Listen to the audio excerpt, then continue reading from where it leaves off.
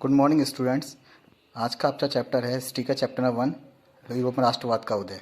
इस चैप्टर में हम देखेंगे कि किस तरीके से विभिन्न देशों में राष्ट्रवाद का उदय हुआ और किस तरीके से उन्होंने अपने देश को आज़ाद कराने की कोशिश की। कौन से देश इस प्रक्रिया में आज़ाद हुए, कौन से देश इस प्रक्रिया में आज़ाद नहीं हुए। सबसे पहले स्टार्टिंग देखते हैं इस चैप्टर की। देखिए, आपको कुछ ऊपर एक पिक्चर दिखाई दे रही है, जो कि इस पिक्चर को चित्रित किया है फ्रेडरिक सोरियू ने, जो कि एक फ्रांसीसी कलाकार था। यानी फ्रांसीसी कलाकार था, उसने इस पिक्चर को चित्रित किया है और इस पिक्चर में उसने 4 चित्रों की एक श्रृंखला बनाई हुई है। ठीक है, इस पिक्चर 4 चित्रों की श्रृंखला बनाई हुई है।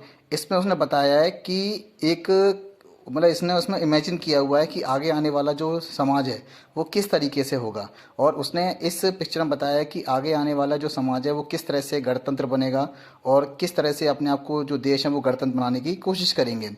इसमें अमेरिका और स्विट्ज़रलैंड और बहुत सारे ऐसे राष्ट्र राज्य हैं जो कि राष्ट्र राज्य बन चुके हैं, और इसमें स्त्री पुरुष की लंबी कतार दिखाई दे रही है। एक स्वतंत्रता की प्रतिमा दिखाई दे रही है जिसकी वंदना करते हुए लोग जा रहे हैं।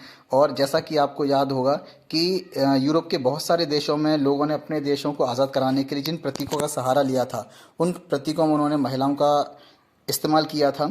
और इसीलिए यहाँ पे जो स्वतंत्रता की जो देवी है, उसको जो स्वतंत्रता का जो प्रतीक है उसको एक देवी माना गया है, जिसके हाथ में मशाल लिए हुए है, और इसके एक हाथ में मशाल है और दूसरे हाथ में मनुष्य के अधिकारों का घोषणा पत्र।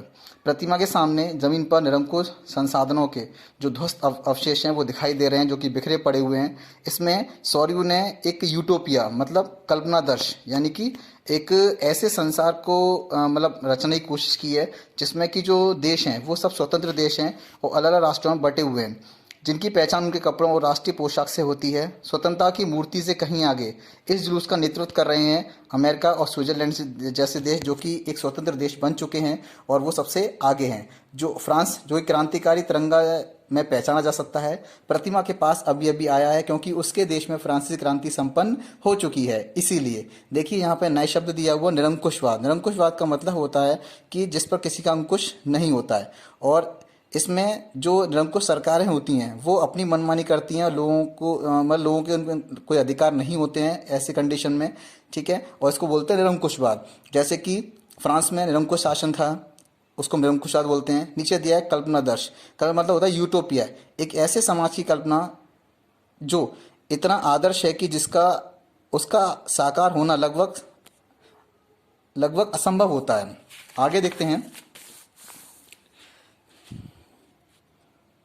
देखिए, स्विट्जरलैंड अमेरिका और उसके पीछे फ्रांस, उसके पीछे जर्मनी के लोग हैं जो लाल काला और सुनहरा झंडा थामे हुए हैं। ये दिलचस्प है कि जिस समय सौर्यू ने यह छवि चित्रित की थी, जर्मन लोग तब तक इस संयुक्त राष्ट्र का हिस्सा नहीं बने थे। जो झंडा वे थामे हुए हैं वह 1848 उदारवादी उम्मीदवारों की अभिव्यक्ति है, जिन्हें अनेक जर्मन भाषी रियासतों को एक प्रजातंत्र संविधान के अंतर्गत एक राष्ट्र राज्य में गठित करने की चाह थी।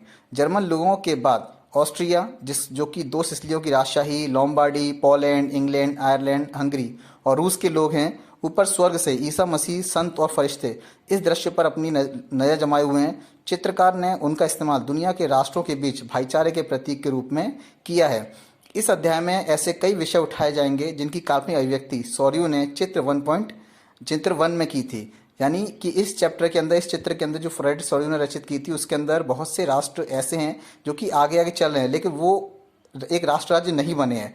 इस चैप्टर में हम देखेंगे किस तरीके से आधुनिक राष्ट्र बने, किस तरह से यूरोप में जो राष्ट्रवादी गतिविधियां वो संपन्न हुई, किस तरीके से जो ब्रिटेन, जर्मनी, इटली, पोलैंड, यूनान ऐसे जो राष्ट्र थे वो किस तरीके से स्वतंत्र राष्ट्र बने। ठीक है, आगे देखते हैं। देखिए, ऊपर एक स्रोत का लिखा हुआ है जिसके अंदर अर्नेस्ट रेनन दिया हुआ। अर्नेस्ट रेनन जो कि फ्रांसीसी दार्शनिक था, उसके अनुसार उसने एक राष्ट्र की एक अभिव्यक्ति प्रस्तुत की। इसके अंदर राष्ट्र क्या है, उसके अनुसार राष्ट्र वो है जो कि एक लंबे प्रयासों, लंबे त्याग, निष्ठा और उसके चरम को दर्शाता है। अतीत, उसने बताया कि अतीत में महान पुरुषों के नाम और सामाजिक पूंजी होती है, राष्ट्रीय विचार होते हैं, और इन्हीं सभी का मिला जुला रूप होता है क्या, राष्ट्र। ठीक है, राष्ट्र जो कि अर्नेस्ट रेनन के अंतर्गत माना गया है। ठीक है।